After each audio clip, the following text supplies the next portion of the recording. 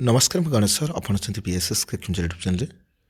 जदि PG complete कर सारी आउ पीएचडी करने चाहते तो सूचनाटी आपण मानक ये सूचना जहाँ रही देखिए पोस्ट ग्रेजुएट काउंसिल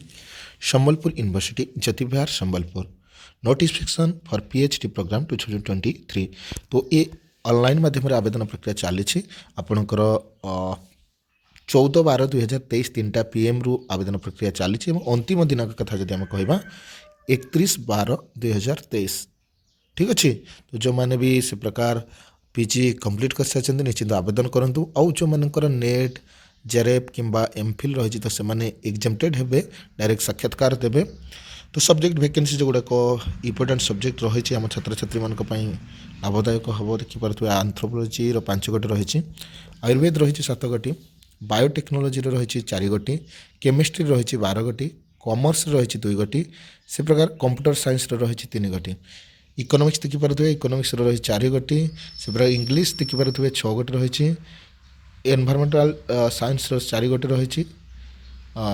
से प्रकार फूड साइंस टेक्नोलोजी गोटे रही, ये देखिपे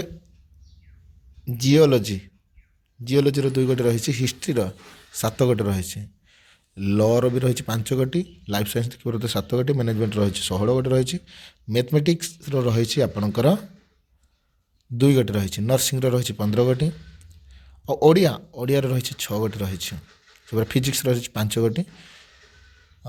ये प्रकार जूलॉजी सोशियोलॉजी वैकेंसी आप देखिए।